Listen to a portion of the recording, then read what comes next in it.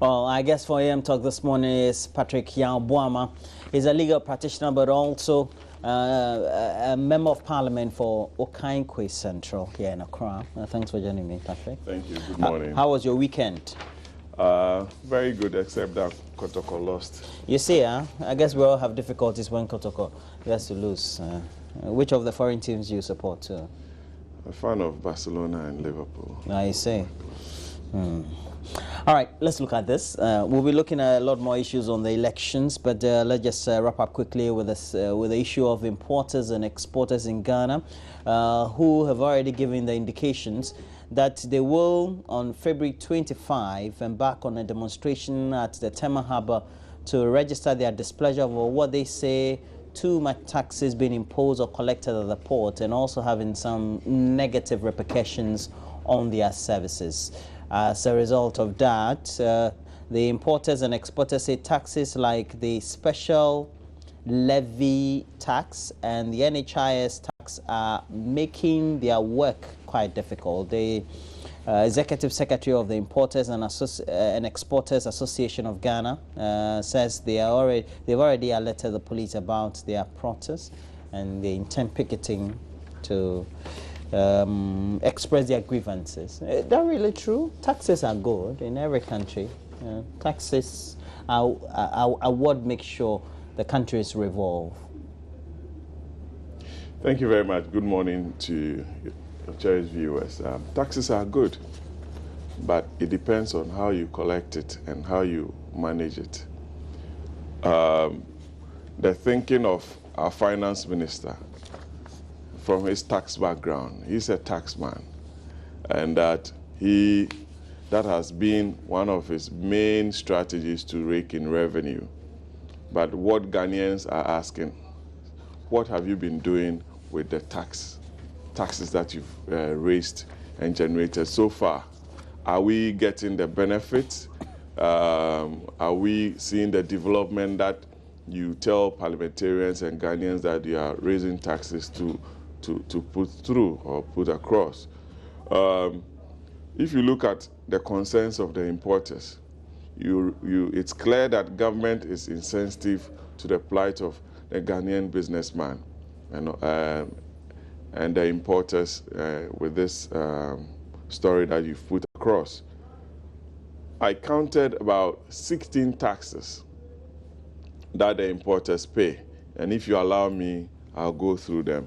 They pay close to about 20% on most of the items that they bring in, 10% for special items like medicals, tin tomatoes, it attracts about 35%. Bicycles and motors. Most of our farmers in the rural communities, especially up north, they all use bicycles and motor bicycles.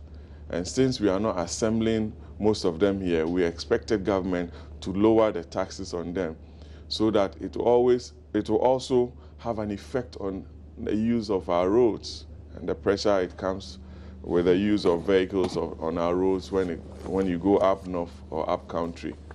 But here's a case that bicycles, my brothers in the north, upper east, upper west, northern region, northern part of Volta, Brown Ahafo, some parts of Ashanti, western region, they use motor bicycles and bicycles to their farms and villages, and it's very convenient. They are going to pay 20% on motor bicycles and bicycles. So you ask yourself whether government is sensitive to those people in those communities.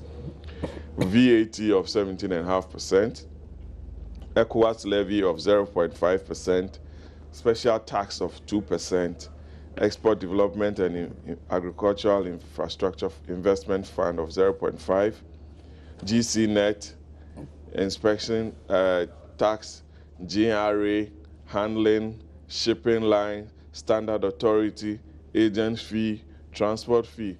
These are all taxes that the poor importer has got to pay to government. And they are saying that this is too much. Government has got to be very sensitive to the plight of the businessman or the importer. Are they saying that we are pushing you out of business? And also, are they saying that yes, you are an importer, so you are not supposed to make profit. The third issue is that what is government doing with the taxes that they've raised so far, coupled with the large sums of monies that government has raised from the international market through loans. Well, you're in Parliament. And other, you should know better. What does government do with that money? Government comes with all sorts of proposals and convincing arguments, but they raise the money and you don't see its effect directly. They will tell you that we are building roads, we are building schools and what have you.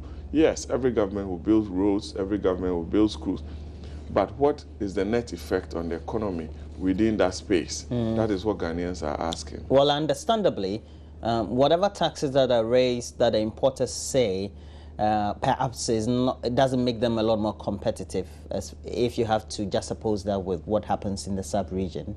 That's why pricing is there. You have to transfer whatever cost elements there are in the pricing component. It makes a lot of sense. Actually. It doesn't make sense to me, in my humble view, that yes, government must tax, the importer must also pass on the cost to the poor consumer.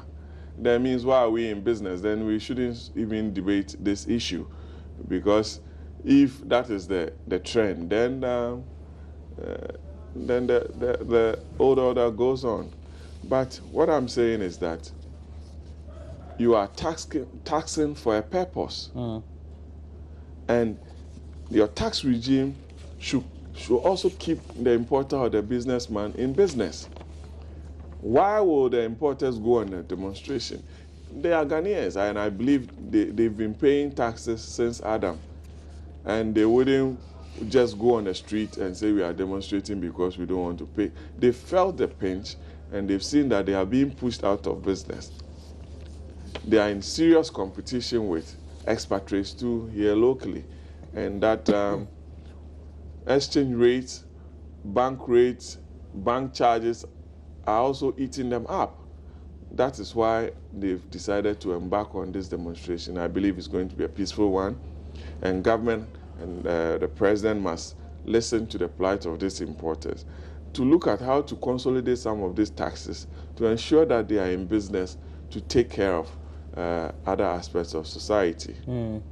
I'll see how that goes. If by January 25 they undertake the picketing or the demonstration, I'm sure it will be brought to you live on this very channel by our correspondent. But